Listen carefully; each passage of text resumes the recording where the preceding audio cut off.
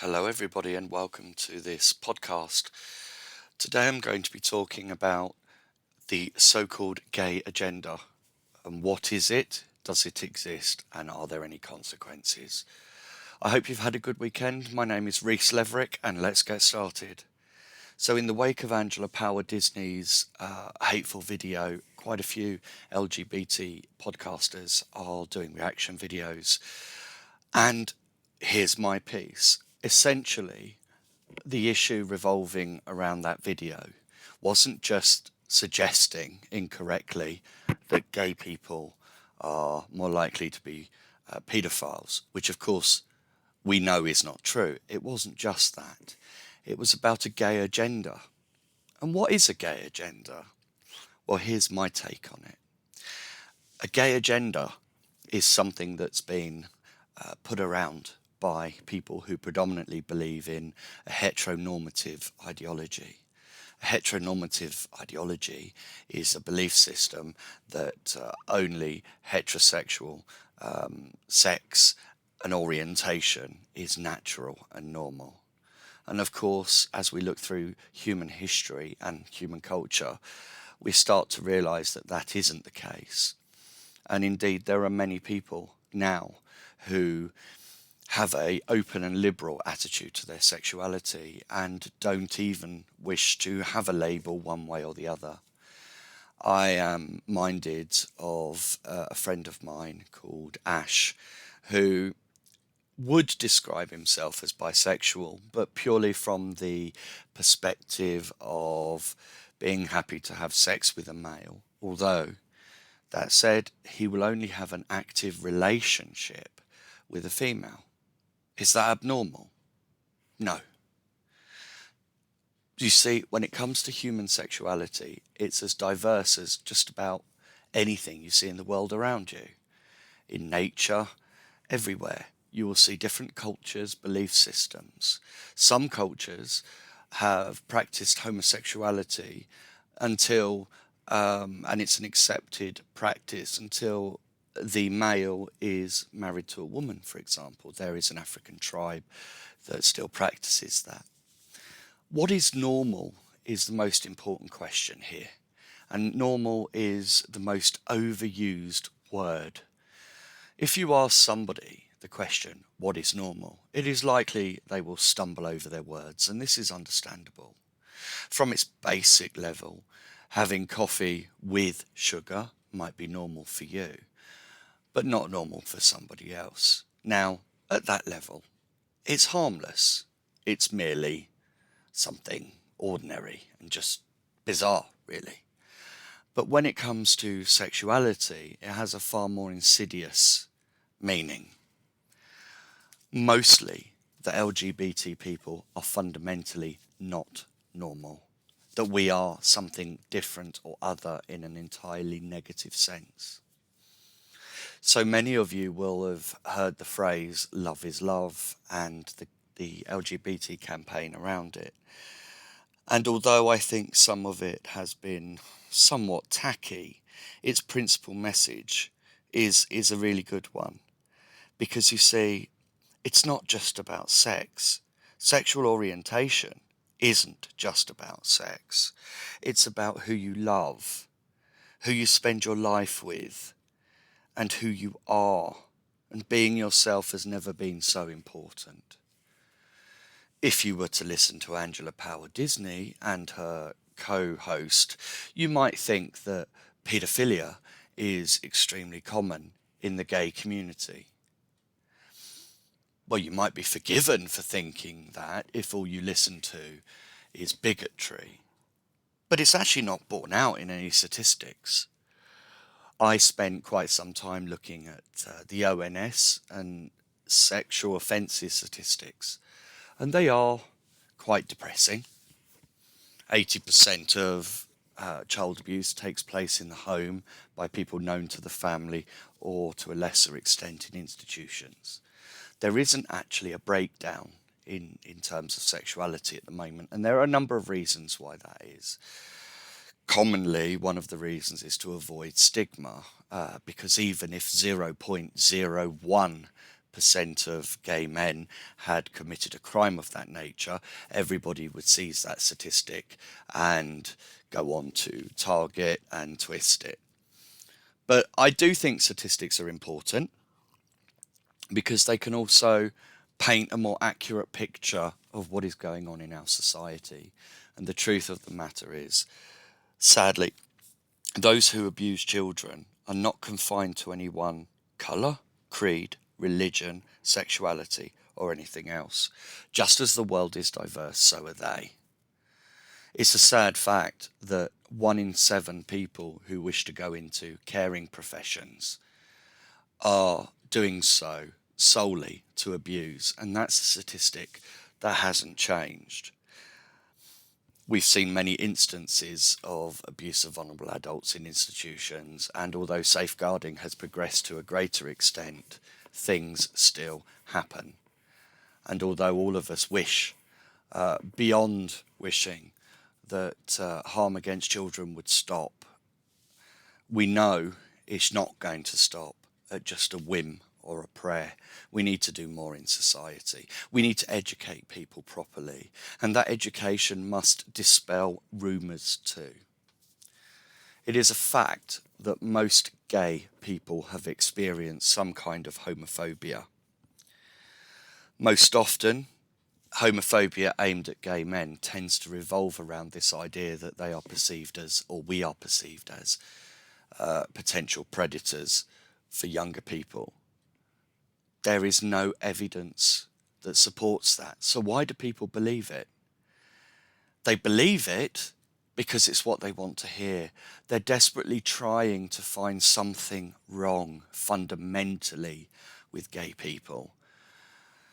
APD's co-host put forward the idea that the DSM, Diagnostic and Statistics Manual, which is a common tool used by psychiatrists and psychologists to diagnose mental illness. At some stage, sadly, homosexuality was considered a mental health illness. But that's not been the case for quite some time. And it's not just because it's an offensive thing to diagnose. It's just not an illness. It in itself is not an illness. And science continues to demonstrate this and demonstrate that same-sex attraction is not just limited to the human species, but people will ignore that. We will all tend to ignore things that go against our narrative, but if you're more likely to target people, then you're going to look for spurious things. Things like in the video I'm considering right now, which is the APD video with Luke, this idiot from Australia. Sorry, Australians, I know you're not like this. And he says that trans women in prison are responsible for mass rape of women. And whilst there have been some documented cases, this in fact is a misnomer and not true. But the harm that it does is perpetuate people's prejudices already. And it doesn't serve to speak of any truth. People who are this bigoted will never accept others. It's a fundamental thing. They might choose to justify it on the basis of their religion or their social culture or their nationality. You know, they'll try to justify it in any way they can. I'm not saying that people are not entitled to have an opinion. I've experienced people whose opinion is that homosexuality is abnormal, but they don't wish harm or actively participate in debates that are harmful to gay people. But where does this dislike come from? Is it primarily to do with love, as in two people in a relationship? Or, truth be told, is it about sexual practices, prejudice around it, and assumptions? I've always found it quite interesting that large numbers of people have fascinations about what two same-sex, oh my goodness, I'm not even going to edit this out. You know what I'm saying. What two people of the same sex do in the bedroom. It's become quite a fascination, and offensive names have been labelled against gay people. This presumption is often incorrect. If you asked people, do all gay men participate in anal penetration, you'd be forgiven for believing that they do, or that we do. Well, that's not the case. And it's not unique to gay people either. A cursory look at, say, Pornhub will show you that large numbers of videos between opposite sex pornography videos feature anal penetration. And it's not uncommon in society too. So is it just a gay thing? Or is it more universal than that? One only has to look at 50 Shades of Grey or the Kama Sutra to understand that human sexuality is at best crazy, at worst physically harmful. But what is normal? I'd like you to consider that for a moment. What is normal? Well, simply, it's what is normal for you. Whilst it may not be normal for gay men to prefer to sleep with women, that's not to say they haven't. That's not to say they found it disgusting or abhorrent. Merely that their ideal sexual preference is a male. Same with lesbians. Bisexuals clearly have an open view. They're prepared to have a relationship with either sex, as just opposed to it being a sexual issue to them. Now, you all know this. You're all intelligent people. And actually, within the LGBT community, bisexuals have experienced probably more discrimination from within the community than lesbian or gay men, lesbian women or gay men, because they're seen as disloyal. They're seen as ununderstandable, as a bit risky, which is completely untrue and unfair. It is extremely important to be honest with the person that you're planning on having a relationship with, of anything that that is important for them to know. And also, it's easy to think that sexuality is a primary motivator for a relationship. For many of us, it's a part of a relationship or a significant part of a relationship. But there are many people who don't need sex to experience love. But the odd thing remains that some human beings are preoccupied with what other human beings do in the bedroom. Why is that? I don't have an easy answer for it, except I would say it's sort of morbid curiosity, or primarily to discover any material possible to hurt another human being. I don't spend my life considering the sex lives of my friends. Why would I? It's not my business. As an intelligent adult, I have a pretty good idea of what nature is and how things work. I don't need to see it, and I don't need to experience it to understand what it is and accept that that is normal for some people. Now, to be fair, I'm not saying that as a gay man, I find heterosexual sex an abnormality. I don't, because that would link into reverse heteronormative viewpoints. It's not disgusting, it's not repulsive, it's natural for the people who are inclined to do that. It's perfectly fine. So how do we progress society beyond these stereotypes that perhaps maybe, let's think of a few. Gay men are incredibly camp. Gay men want to pounce on every straight man they see in order to convert them. I mean, really? I'm sure these things can be true in some situations, but for most people they're not. They're really not. And are gay men promiscuous? Some are. Are straight men promiscuous? Yes, perhaps it's a male phenomena. Perhaps it's something to do with hormones or drive. I don't know. But equally, females are sexually liberated too. Younger people now have a broader understanding and awareness of sexuality. They're not fixed and rigid as perhaps maybe society was 20, 30 years ago. You know, they're more open-minded, generally speaking. Do I think that's a good thing? Well, I'm mentioning it, so clearly I do. I think it's important that everybody has an open mind when they're discovering themselves and they feel able to think about it without self-prejudice, self-hatred. Self-hatred is still very common in sections of the gay community that follow religions, particularly where those religions tell them that they are fundamentally wrong, even evil for being who they are, forced into a classic one, which I'm not going to name the religion, but a classic phrase I heard was, oh, no, no, no, we don't hate gay people. No, we accept them. It's just we don't like what they do. Well, what is meant by that? Because they're essentially saying, oh, we love you, potentially. We accept you. But we don't like what you do in the bedroom. That's a bit presumptuous, isn't it? But that's how we judge people in the context of bigotry. That's ultimately what it's about. It's bigotry.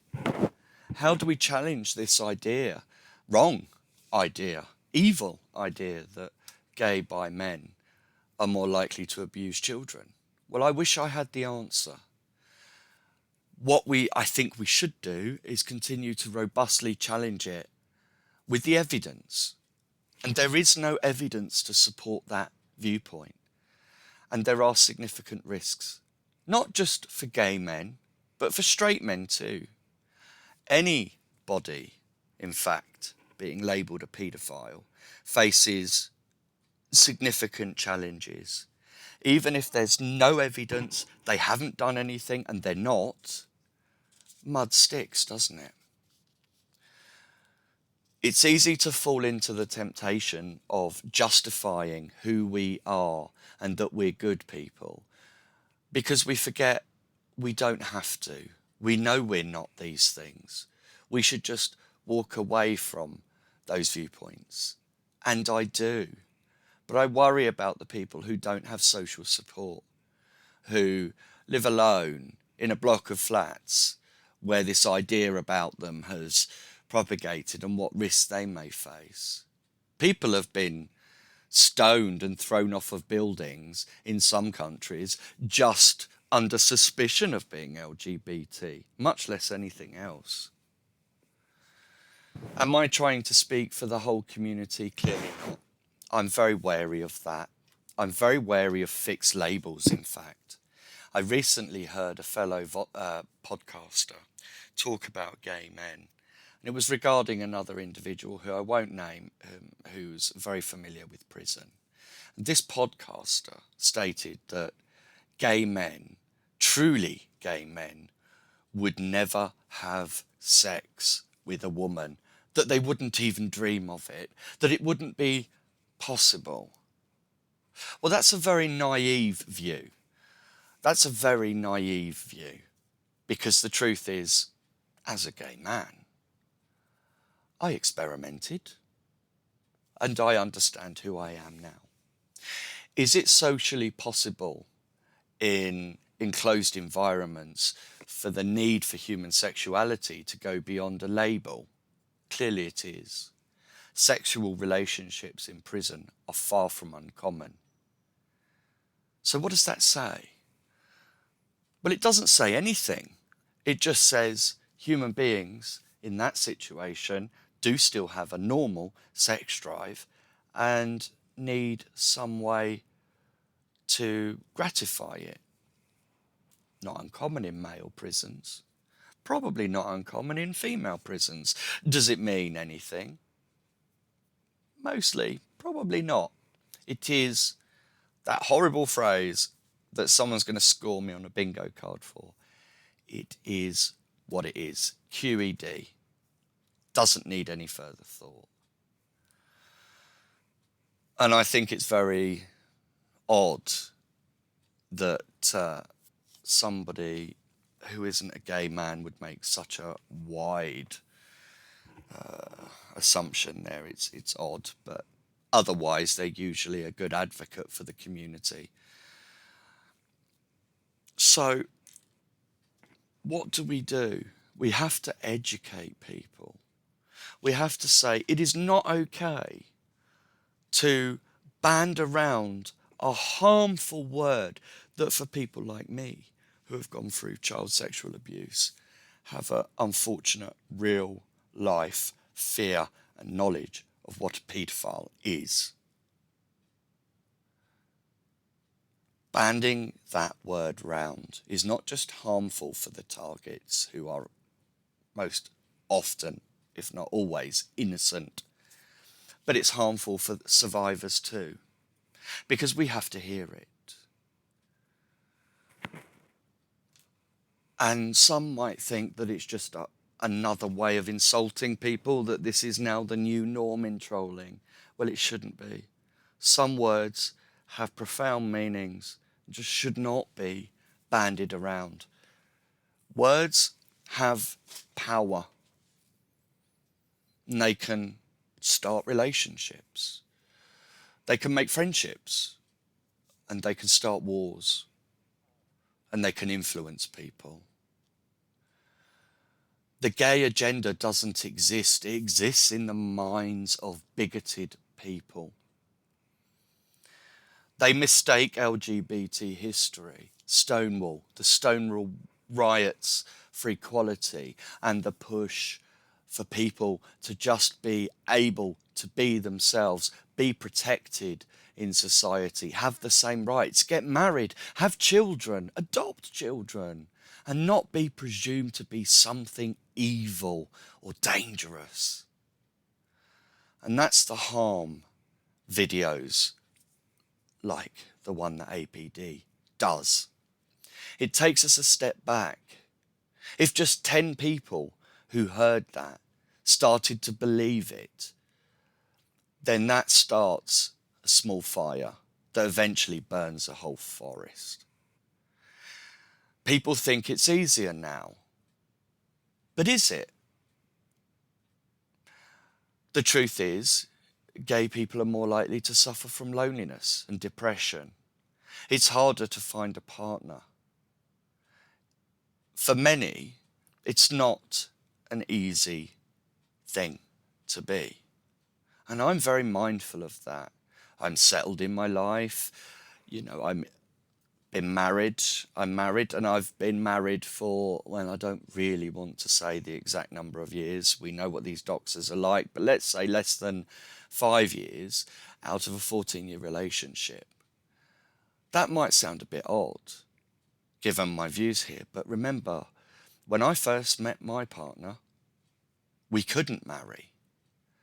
What came along was civil partnership, but many of us, like myself and my partner, felt that having a civil partnership was something less. That's our view. We wanted what everybody else wants, what you want, a fair crack at the whip. A job where we don't have to keep coming out to people. You see, coming out is not just a single event.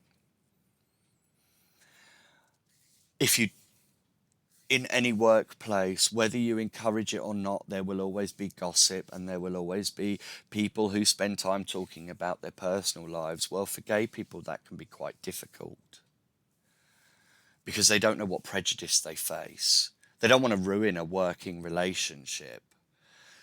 And in some instances, they don't want to be subject to too much positive attention either. Most of us just want to get on with our lives and, like I say, have a fair crack at the whip. But the fact that we have the Equality Act and legal protection says something. and it says that society isn't egalitarian quite yet. And it's not just LGBT people either. We've got race issues. We've got lots of things in society that need to evolve. Oh, we think we're modern, watching YouTube with all this wonderful tech and the smartest mobile phones out there. Well, of course, those things are true. We can send people into space. We can do all of these wonderful things, but we still can't get on with someone we don't know. Think about that. Whenever you hear the word gay agenda, it's the start of a bigoted conversation. Because I don't see a heterosexual agenda, but I do reject heteronormative views that say I shouldn't exist or that I'm an abnormality in nature. There's too many of us. 1 in 10 to 1 in 20, the statistics vary, but that's a large number of people. Including the global population, that's massive. What do we want? Our own state? No. We want to be like any other human being, given the same opportunities, the same airtime, the same validation. We don't want to be different. I don't. I don't want to have to run around with a pride flag. It happens because there's still a way to go. Just because I've been successful in my personal life doesn't mean everybody is. And that's not just LGBT people, it's people at large. But I've given you some information here. And I want you to think about unconscious bias and unconscious prejudice. Gay men are more likely to be promiscuous. I don't think that's true. I think men are more likely to be promiscuous, and there's some evidence about that generally. But I also think that we live in a more liberal society, and history has a way of turning full circle. What about the 60s, the baby boomers, peace, love and harmony? Are you telling me that people just restricted their sexual activities to opposite sex people? I'm fairly sure they didn't. The reality is gay people have always been here, and we've always been queer. But it's only been in fairly modern times that we've been heard. Being heard is important, and I and others will always try our hardest to shout down prejudice, and that's what I'm doing here today. I'm calling out Angela Power Disney and her associates. I think it's absolutely dreadful that she would do that, knowing that her alleged assistant, I say alleged because no one knows if this chap exists, but he's also gay and he's married. And I would say to him, if he's listening, do you really want to work for somebody who has a core hatred of you, that would vote against your rights, would vote against you? Have a think about it. As for my general view, I believe that most people are kind and loving creatures. I believe, from my experience with heterosexual friends, although I hate that phrase, but we do classify things, don't we? I've not had massive amounts of homophobia. Yes, I've been assaulted. Yes, I've been threatened. And sadly, most of us that are in the LGBT community will have more than one story of that. I look forward to a day where it doesn't matter what sexuality you are, what colour you are, what religion you are. That what matters is that you're here, that you're alive, that you're a human being, that you're capable of giving something to society and making a difference. And I look forward to that day. Thank you for joining me. I'll speak to you next time. Take care.